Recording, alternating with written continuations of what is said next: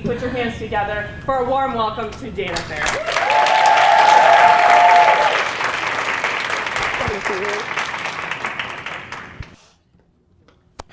So you're heading into work. You've got your Starbucks coffee.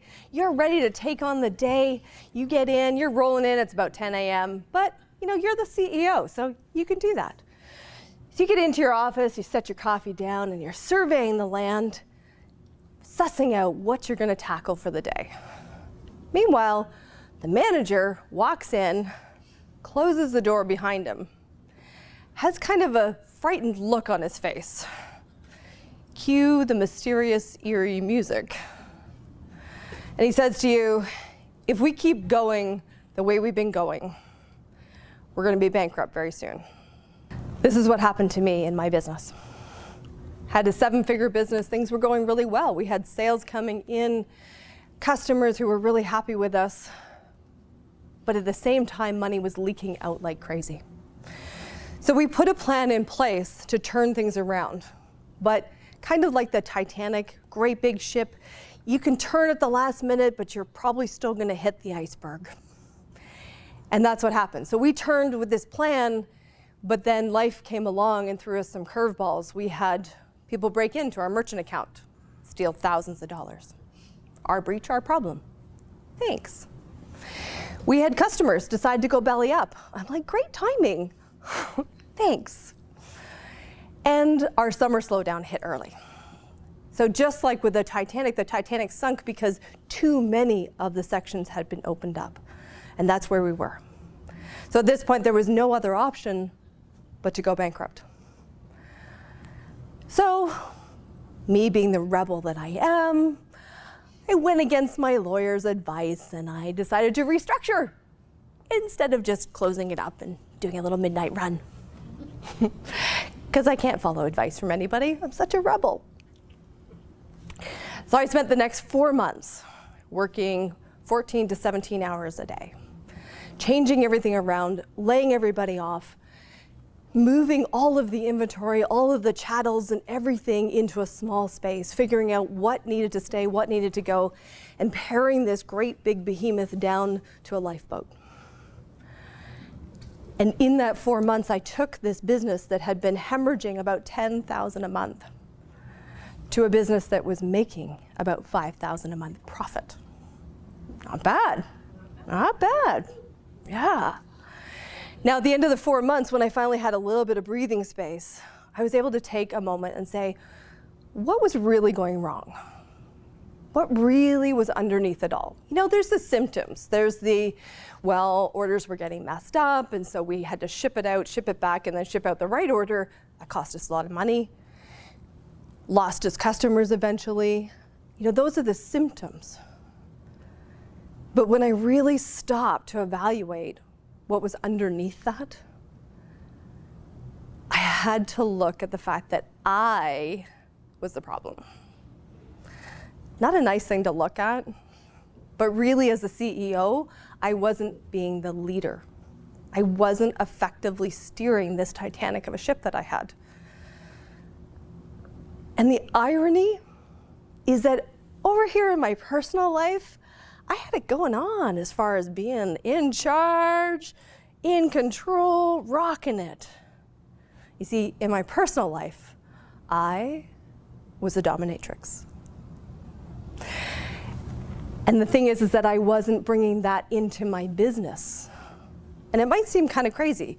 Why would you bring that into your business, right? I know, you're thinking 50 Shades of Grey and everything that Hollywood has portrayed, but has Hollywood ever portrayed anybody's profession accurately? They're not good for that. They just take the sensational pieces and they leave out all of the really great stuff. So the reality is that being a dominatrix is actually about high-level service. You're completely focused on the client. You're completely focused on what they need, what needs to happen in the scene to get them to where they want to be. And you're focused on holding this space, being in control. It's not about you controlling everything, but it's you managing it. Just like when you're emceeing a room, you are managing the space. And in our business, we need to be the expert. We need to step into that space of an expertise because our clients want to trust us. They want to know that they can rely on us. So this dominatrix as an archetype, it struck me that this is one of the things that is most missing in businesses, and particularly for women in business. And we don't lead from a place of standing in that expertise and that power. So I had this bright idea. I'm going to bring the inner dominatrix as an archetype for people in business. And so tonight I want to share with you just 3 of the lessons from the dungeon. So we're going to look at never apologizing, being willing to lose, and negotiating. So let me first take you to the dungeon to talk about the never apologizing. So we want to imagine you've got somebody there, your client, and they're tied up, they're blindfolded, and they're there for a flogging. So you are doing your job, you're flogging them, and then you accidentally hit one of those more sensitive spots. So the worst thing, the thing that the client never wants to hear out of your mouth, oops. When they're tied up and blindfolded, oops is gonna break the state and ruin the scene. And while that's funny, it is actually very applicable to business. Because in business, I want you to think back this week. How many times did you say to somebody, I'm sorry I'm late. I'm sorry I didn't get that to you sooner. I'm sorry I didn't do this. I'm sorry I XYZ. We apologize way too many times. And here's the problem. Just like in the dungeon, apologizing takes you out of being the expert. When you start your sentence with, I'm sorry, you lose credibility. You lose the power. So instead of saying, I'm sorry, here's what I want you to lead with instead. Thank you. Thank you for waiting for me. Thank you for being patient while I took too long to get this to you. Thank you for your perseverance and your business. Thank you for your understanding. Now, it goes beyond just switching your mindset in moving from apologizing and feeling like you're just putting yourself down. There's also some interesting brain chemistry that goes on. When you start with thank you, you actually trigger a tiny release of dopamine. So you give that little hit of feeling good. And when you make people feel good before you tell them the bad news, they don't hate you quite so much. So you can think about it, you feel the difference. If I say to you, oh, I'm so sorry I'm late. And you feel that, it's like, oh, really? Then you're like, oh, damn it, right? But if I say to you, thank you so much for waiting for me, then you're really, like you're hard pressed to say, because it's like, oh, well, you're welcome. Right? Now, as Canadians, we're a little extra challenged in that I'm sorry is kind of ingrained in our vocabulary. And even for myself, I say it still too much. I hear it a lot. You know, somebody else bumps into us and we say, I'm sorry. So here's what I want to task you to is for the next week, start with your emails. So don't try to do it everywhere. Just start with your emails because the emails are great. You can hit the delete button, back it up, and then change the I'm sorry to thank you. Start your email with thank you, okay, for the next week. That's the nudging it in the direction of giving up the I'm sorry. All right? So that's the first thing. That's the never apologize. Now, number 2 is being willing to lose. And Barb, can you pass me those things? Yes. So, we have a fun little game of Would You Rather? Woo! I know, right? So, would you rather have a self-driving car or a totally automated home? Yes. And would you rather have to give up vegetables or give up meat? I love it. Would you rather be able to speak all languages or be able to talk to animals? Love it, that one's divided. Would you rather never lose your cell phone again or never lose your car keys again? Awesome. And one last one just for fun. Would you rather have to use one-ply toilet paper for the rest of your life or have every shirt you wear be itchy? Awesome. Tough choices, tough choices. So in our business, we have to make decisions. We have to make choices. And the reality is that every choice that you make requires you to say no to something else. So in our fun little game, you know that the consequences are not actually true, but you still have to choose between one. And sometimes it's the lesser of two evils. And here's what happens. Here's the science behind where the tool's going to go. So when you make a decision and you are feeling afraid of the consequences or afraid of what you're going to lose, your reptilian brain, that piece that fires off the fight or flight response, gets triggered. So when you're afraid, when you think you're going to lose something, it's like, oh, and now part of your resources are being directed into that fight or flight response. So you have, so true? Totally true. I know, this is what happens, right? So now, instead of having 100% capacity to think about the decision that you want to make, maybe you only have 70 or 50 or 30, depending on how much of the fight or flight that you're in, how much of your brain is engaged in that fear mechanism. Now, there's a way to engage the brain and override this sneaky little reptilian brain. Your reptilian brain doesn't speak English or whatever your native tongue is. It's all about emotions, it's all about feelings. So what we need to do is we need to reduce the reaction, reduce that effect that's going on. And so we want to move from this fear-driven place of making the decision over to this space of I'm excited. Because you think about decisions that you make when you're excited. Like if I said to you, it's an open bar after the event. How many would you be like, yes, I'm going to the bar after that, right? It's kind of a fun choice. So when you have a decision that's fun, you naturally, easily move in that direction. But when the decision feels scary, you get into fight, flight, or freeze.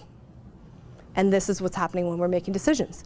It's like that paralysis, or I'm going to resist it, or I'm going to go eat some cookies. It's the running. So if we start moving it, we start nudging it in the direction towards fun, because we can't necessarily go from here to fun. Well, I do have some tools, but we're not going to get into them tonight. But for tonight, I want to give you some tools that will just kind of nudge that along. So the first one is to use a question. And so the question that I like getting people to play with is very simple. You want to write this down. How can this be more fun? Now, you don't try to answer the question. Okay, that's the key. You're just asking the question and like, oh, okay, how can this be more fun? And you just kind of keep nudging that along the spectrum so that it starts to get a little more fun. Or how can I make this fun? Or how can I make it a little more fun, right? We just start nudging it along the spectrum. Now, the other thing that goes along with that is why questions, okay? Now, some of you have probably heard me talk about why questions before. And here's the thing. You can either use a why question for your advantage or against you. It's your choice. So typically what I see a lot of people do, they use why questions in ways of, why can't I make any money? Why isn't this working? Why am I so effed up? Okay? So here's what happens in the brain when you ask a why question, because a why question sends your subconscious mind off in search for the answer.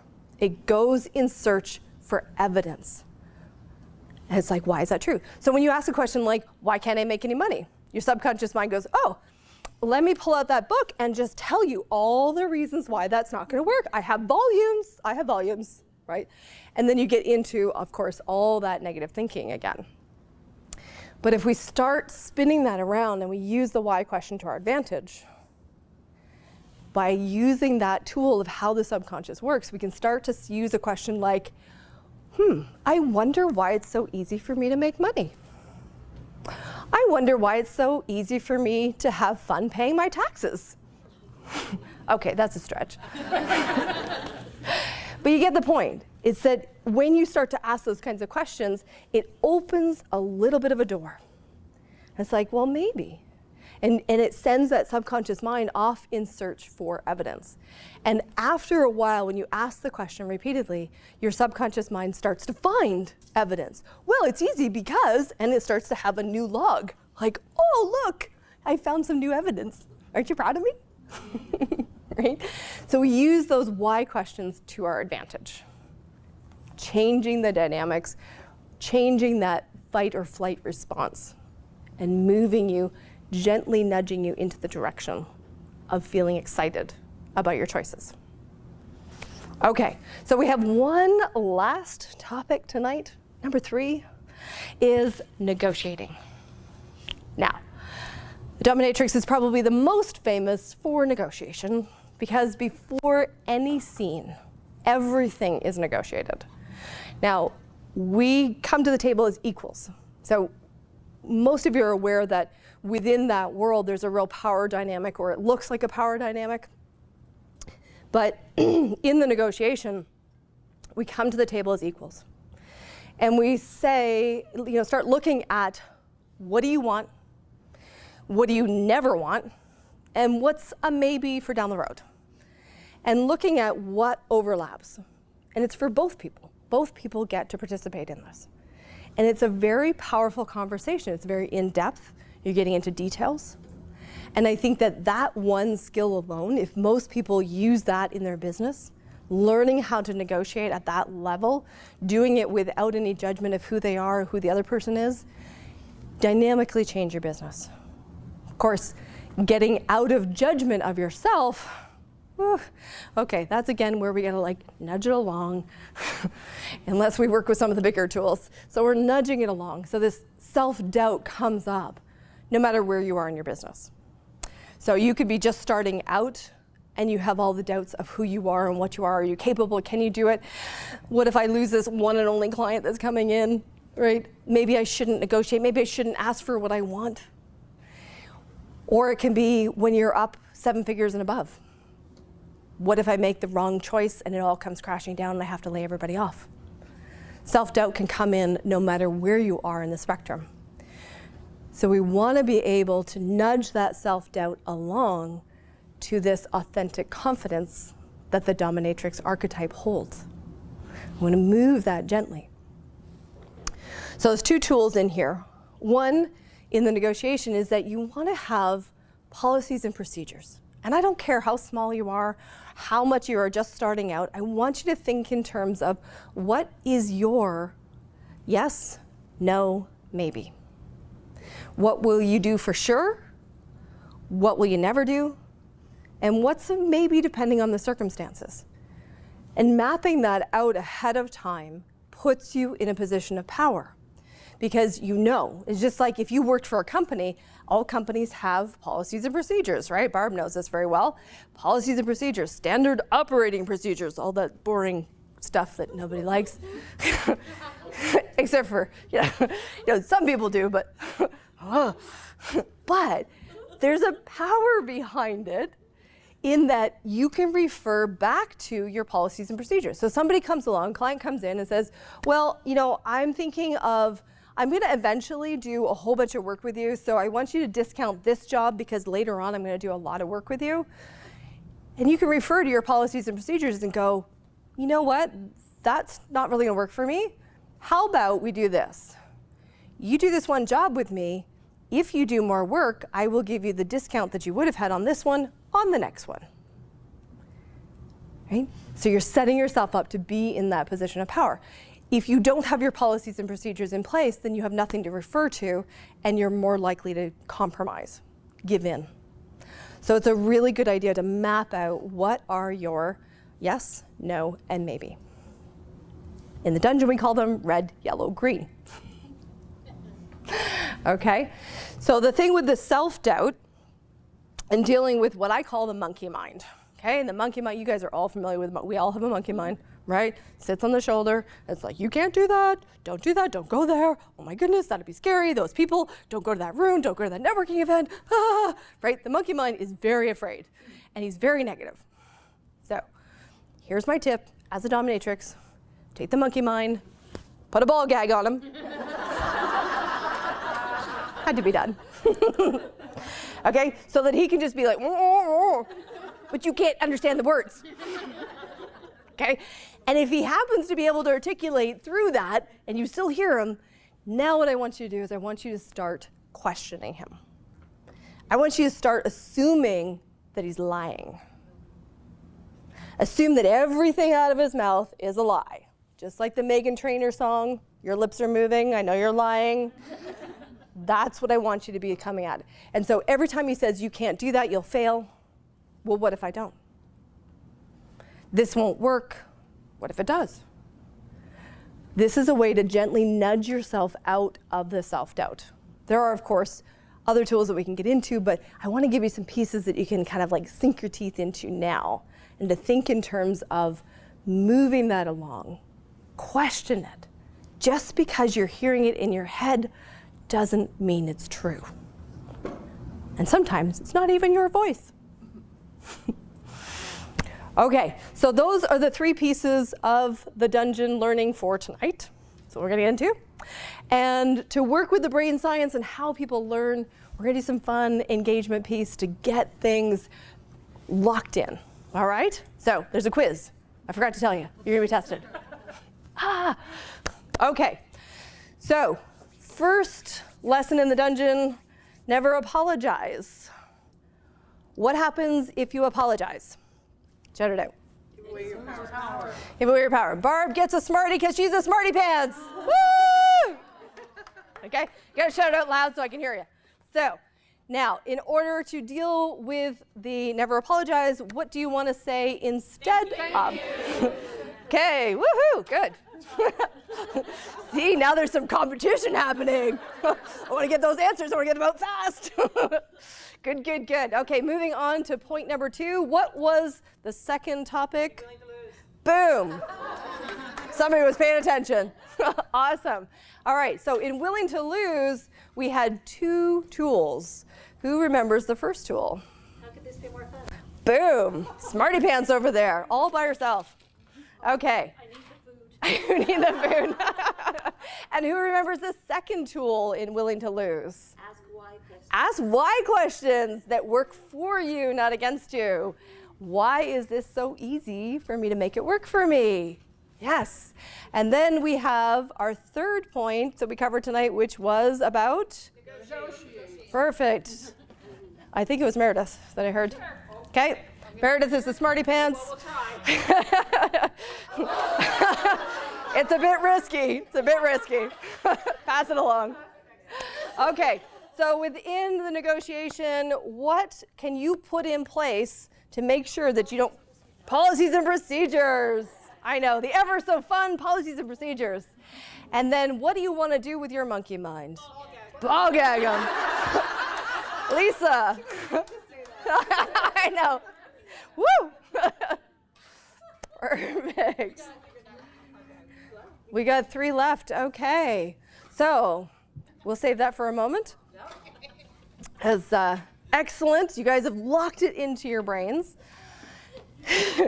So continuing on with this story, I want to come back to, this 4 months that I went through of turning the business around.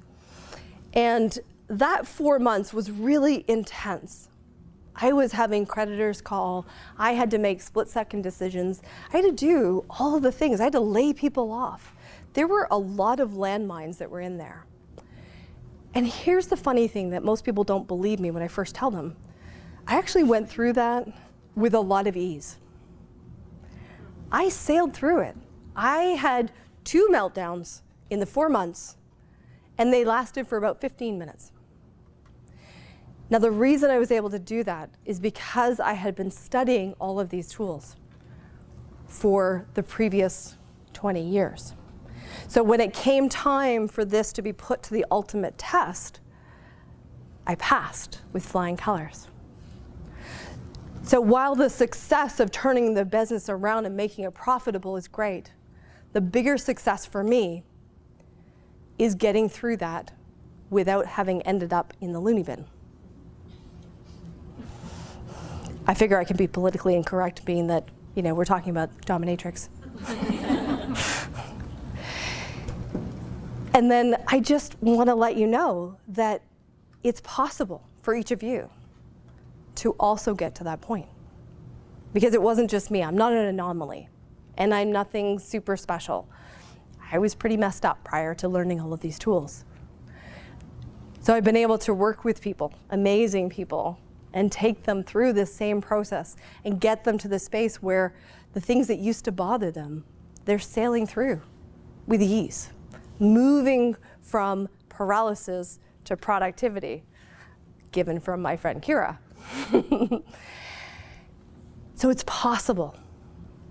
And I invite all of you to take the tools from tonight, use them, keep nudging that forward, moving it along, moving into the space where you're having fun with your business and feeling the space of the inner dominatrix. And the last thought that I want to leave you with is that you've never been broken. Thank you.